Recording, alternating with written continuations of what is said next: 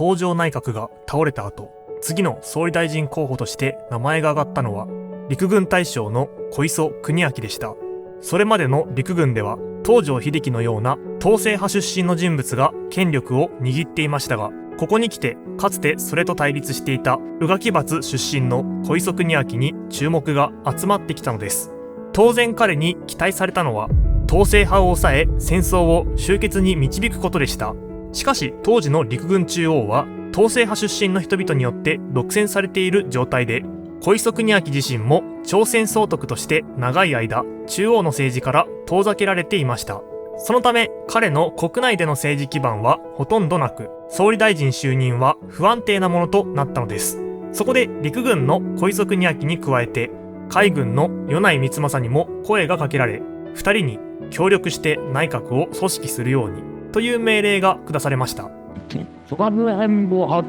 表7月20日20時50分、本日小磯陸軍大将と米内海軍大将とに対し協力して内閣の組織決しての対へ効果せり。このような経緯で小磯は米内と共同で陸軍を抑えようとしていきます。そこで小磯は陸軍大臣を兼任しよう、そうやって陸軍を抑えていこうと考えます。しかしこの計画は簡単には進みませんでした。彼の陸軍大臣兼任案は陸軍の参長官会議で拒否されて失敗に終わったのです。ということで結局小磯内閣の人事は次のようになりました。陸軍大臣には杉山一が就任し、参謀総長は梅津義次郎、海軍大臣は米内光政、そして軍令部総長には島田重太郎が任命されましたが、すぐに及川小四郎に交代します。また外務大臣は重光守が就任しました。しかし小磯国明はまだ諦めていませんでした。次に彼が着目したのは大本営政府連絡会議でした。この会議は軍と政府が情報を交換する場であり、小磯はここでの主導権を握ることで統制派を抑えようと考えたのです。そこで小磯はこの大本営政府連絡会議の名前を最高戦争指導会議に変更し、会議の主導権を握ろうとしていきます。しかしこの試みも最終的には失敗し、陸軍の影響力を抑えることはできなかったのです。さて、そんな小磯内閣が成立した頃の戦局を見てみると、日本はすでに追い詰められており、アメリカに一撃を加え、できるだけ有利な条件で講和しようと考えていました。ではそのような決戦の舞台はどこになるのかという話ですが、当時の日本軍はアメリカ軍が太平洋中部を経由してくるルートと太平洋南部を経由してくるルートの2方向から進軍してくると想定していました。つまり日本は南側を主要な決戦の舞台として想定して、各地で迎撃態勢を固め決戦に備えていたのです。一方優勢に立っていたアメリカ軍はフィリピンでの激しい抵抗が予想されるため、フィリピンを素通りして台湾から日本本土を攻略する作戦を検討するほど余裕のある情勢となっていました。しかしこの作戦に強く反対したのがマッカーサーです。彼はフィリピン奪回に強い執念を燃やしており、フィリピン奪回はアメリカの威信に関わる国家的義務だと主張しました。さらに彼は台湾の住民は日本に協力する可能性が高い、しかしフィリピンの住民はアメリカに協力するだろうと主張してフィリピン奪回の必要性を訴えたのです。その結果マッカーサーの主張が受け入れられ、アメリカ軍はフィリピン攻略を最終的に決定しました。こうして日本とアメリカの決戦の舞台はフィリピンに定まったのです。そんなフィリピンにはたくさんの島がありますが、アメリカ軍がどこに上陸するかは分かりません。とはいえすでにたくさんの戦力を失っていた日本軍は兵力を分散させる余裕がありませんでした。そこで日本軍は一つの島に戦力を集中させることを決定します。それがルソン島でした。日本軍はたとえアメリカ軍が他の島に上陸してもそちらには向かわず、あくまでもルソン島で大決戦を行うという方針にまとまったのです。この時の作戦はまずアメリカの空母を航空部隊が奇襲して北へと誘い出すというもので、これによりアメリカの上陸部隊を孤立させ、日本の主力艦隊が手薄になった輸送船団を殲滅するという狙いでした。一方アメリカ軍はレイテ島に上陸する作戦を進めていました。ということでアメリカ軍は制空権と制海権を確保するため周辺にある日本の航空基地を空爆し安全性を確保した上で上陸を開始しようとしていきます。しかし日本も黙っているわけではありません。日本軍は航空隊を動かして反撃を開始。この戦いでアメリカ軍が受けた損害は軽いものでしたが、最前線で戦った日本の搭乗員たちは空母を撃沈した、戦艦を撃沈した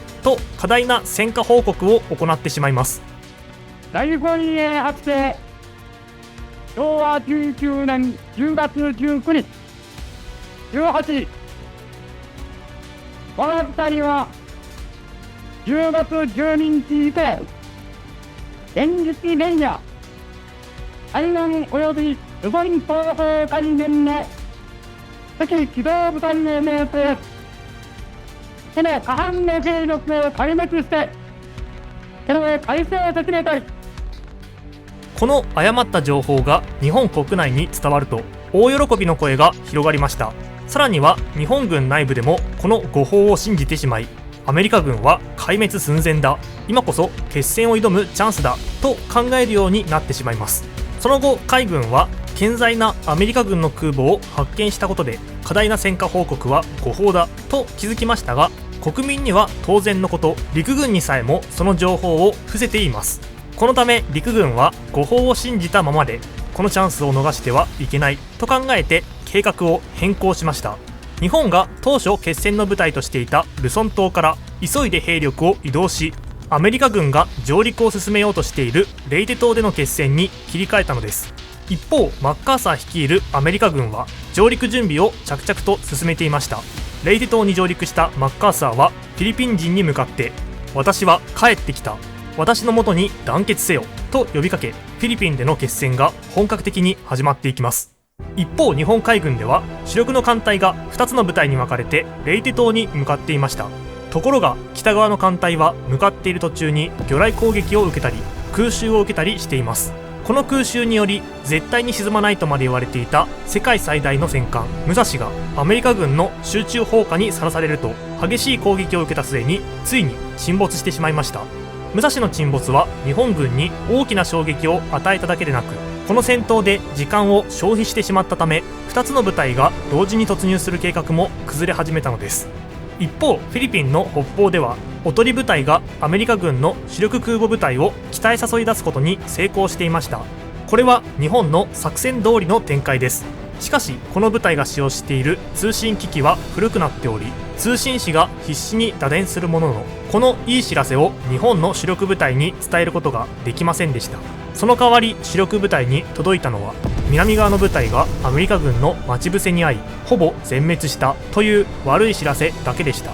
この全滅を受けて後に続いていた部隊も離脱。日本の主力部隊は戦局が悪化していると感じながら海峡を通過していったのです。この戦いの中で日本海軍はこれが最後の決戦であると考え、ゼロ戦に爆弾を積んで空母に体当たりをするための部隊、新風特別攻撃隊を編成しました。自分の死と引き換えに敵に体当たりするこの特攻戦法は後に神風攻撃と呼ばれ、陸軍にも広がっていきます。しかし神風攻撃によっても戦局を覆すことはできませんでした。圧倒的に優勢なアメリカの空母艦隊の前に日本軍は次々と船を失い大打撃を受けていきます。相次ぐ損害を受けた日本軍はついにレイテ島への突入を断念、反転を余儀なくされ大敗北を喫することになったのです。その後戦いはフィリピンの各地へと拡大していきましたが、日本軍はルソン島での抵抗を続けるのが精一杯で、大きな戦力差の前に彼らの抵抗は次の作戦を準備するための時間稼ぎに過ぎませんでした。